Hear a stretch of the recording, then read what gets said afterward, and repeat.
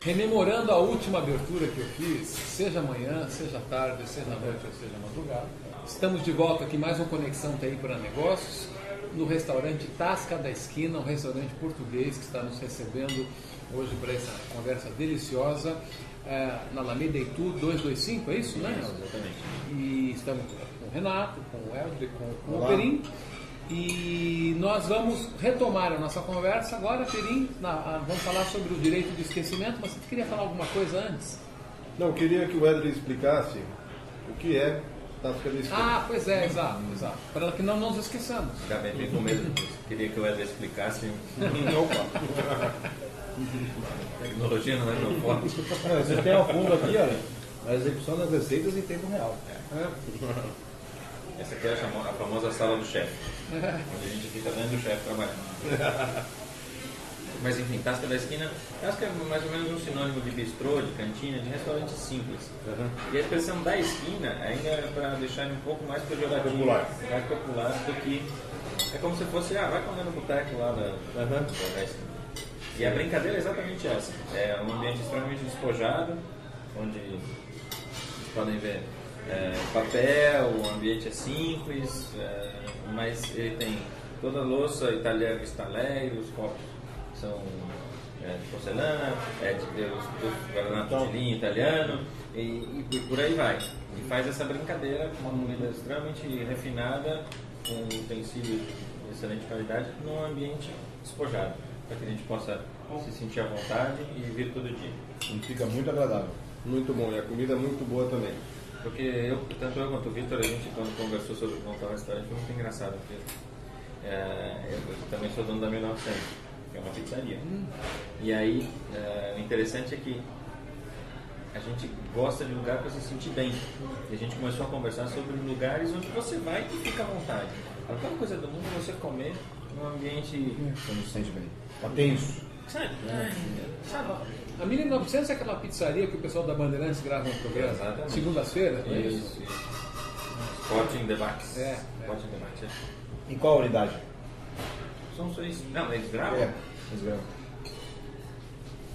Eles revezam entre a Barão de Capanema, aqui nos Jardins, e a da Perdizes, que fica lá na Rua Coca. Barão de Capanema é onde tem aquela árvore Ficus, né? A pizzaria é exatamente onde é a Ficus.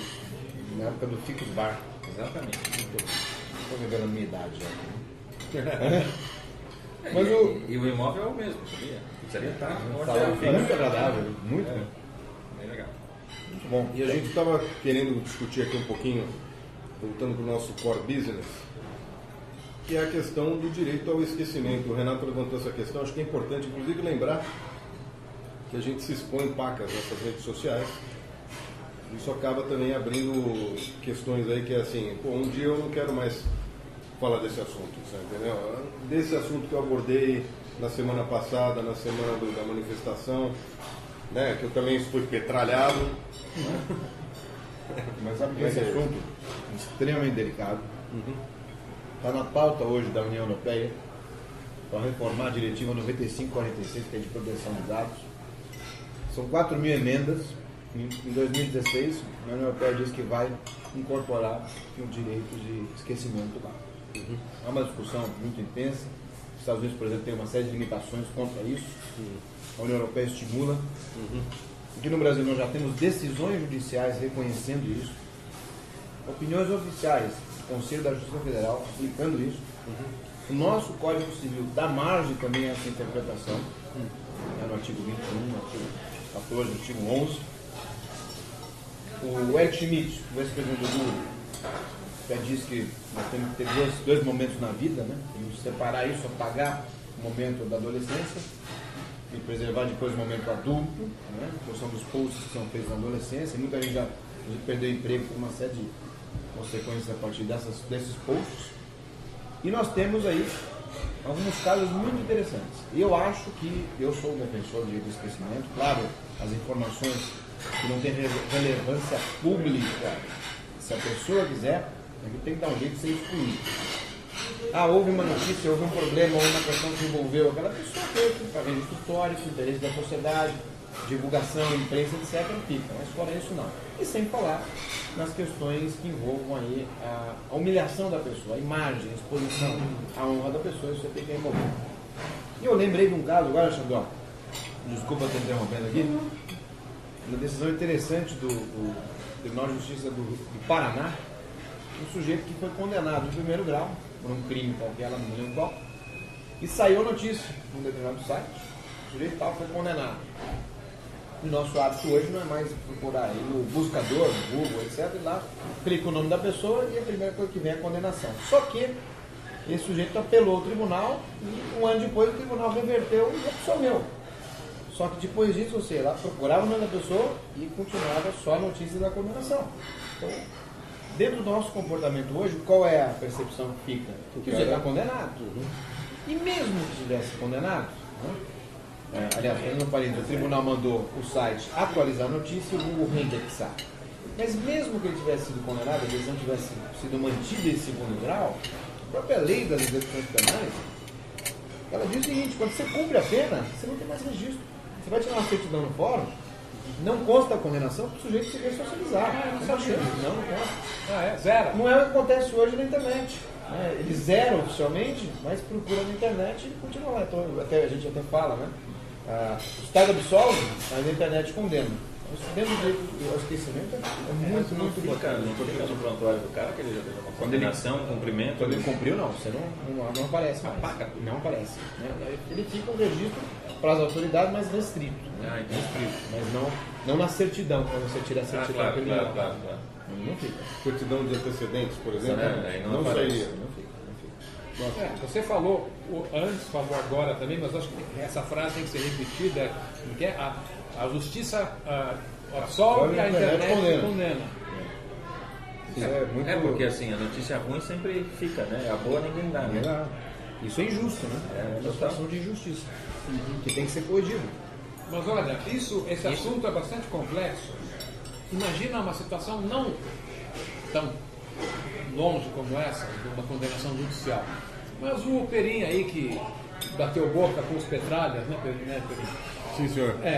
Então, essa discussão que houve lá no blog do Perim, por qualquer motivo alguém achou que valia a pena replicar. Opa!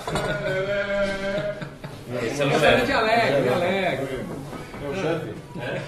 Chama ele. Chama ele para se apresentar. Então, mas se alguém replicou isso daí em algum lugar, você perde o controle. Como é que você vai? Você pode até apagar do teu site, mas isso passou para frente, ou post replicado do Facebook, não tem uma tecnologia que permita isso. Mas é uma discussão que envolve não só a lei, a eficácia técnica disso. Quem é que hoje tem a capacidade de eliminar isso? Qual é o buscador mais usado? É o Google. Não tem a capacidade de eliminar isso? A resposta é positiva. Sim, tem. Aliás, o Google indexa o que você quiser. Parametriza, saiu agora. O que ele quiser, a tecnologia é muito grande. Claro que uma coisa ou outra pode passar. O que vai passar vai estar tão codificado, que vai ficar tão difícil de achar, que não vai ter relevância.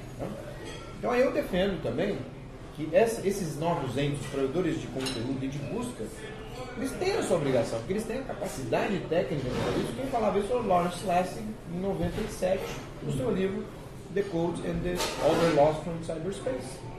Então, senão fica uma situação de injustiça. Isso a gente não pode admitir, senão vira uma baderna. Vira um pouco aquela história de que uma mentira falada tantas vezes vira verdade, né? E aí o sujeito também pode, ele vê que não tem amparo legal, ele vai começar a criar conteúdo positivo e verídico. Então você não sabe o que é verdade e o que é mentira. E o nome disso é direito de esquecimento? Né? Direito ao esquecimento. The right to be forgotten. Agora, isso é curioso, não sei se a gente tem tempo ainda para falar nesse bloco, mas... Mais um pouquinho, mais 2, 3 minutos. Mas eu vi a semana passada, né, porque eu coloquei, o Xandó comentou dessa petralhada que eu sofri aí, mas é verdade. Eu me coloquei contrário, né, ou pelo menos me coloquei em dúvida, na verdade, em relação à decisão da presidente de colocar uma Assembleia Constituinte no momento desse. Eu achei isso uma situação perigosa. porque não é justamente o que a gente precisa mudar a lei, a gente precisa respeitar as leis. Né? Leis nós já temos, a Constituição de 88 é muito boa, na minha visão. O que eu acho é que a gente precisa seguir esses preceitos. E as pessoas que entraram no meu Facebook me contestando, tinham algumas pessoas que se faziam esquecer.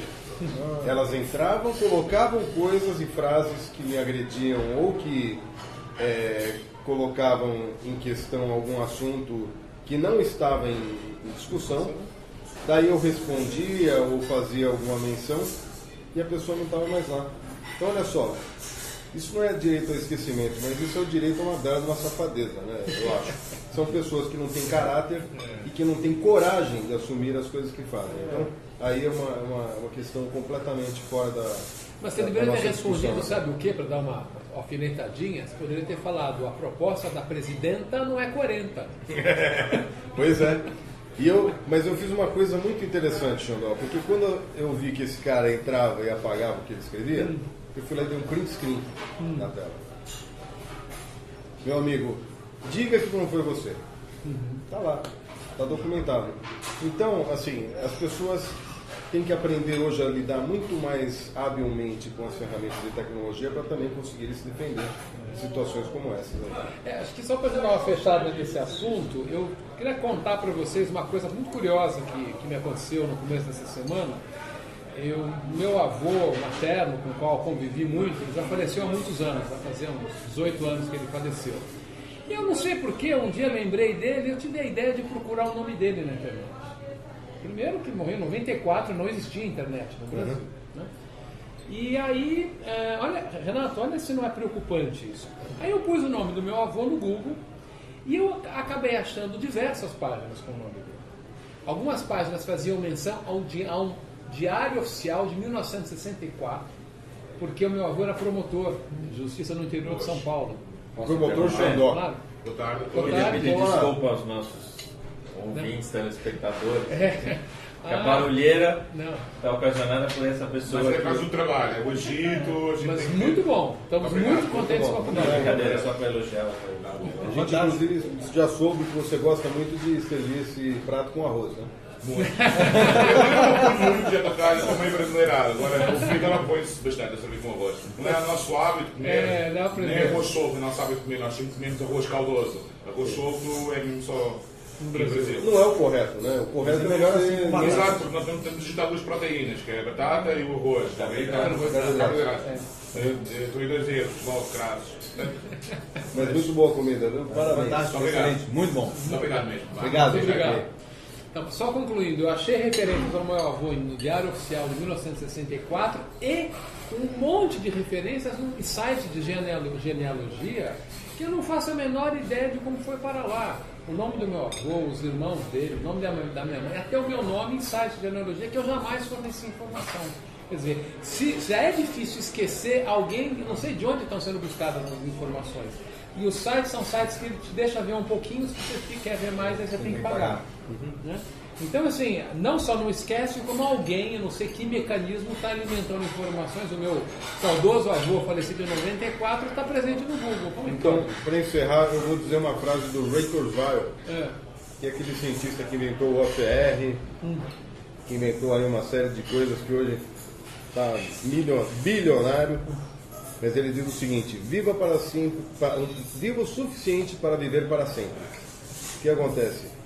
Tem tantas informações sobre a gente e as máquinas hoje estão cada vez tão inteligentes que elas estão aprendendo com a gente e repetem as decisões que a gente toma. Então amanhã minha filha pode chegar, se eu já estiver fora desse mundo aqui, ela dizer assim: papai, o que eu faria para um servidor? E ele dirá: eu faria. Veio uma voz do além. Tá. Isso aí, gente. Pessoal, até a próxima. Até o próximo bloco. Até lá. Tchau.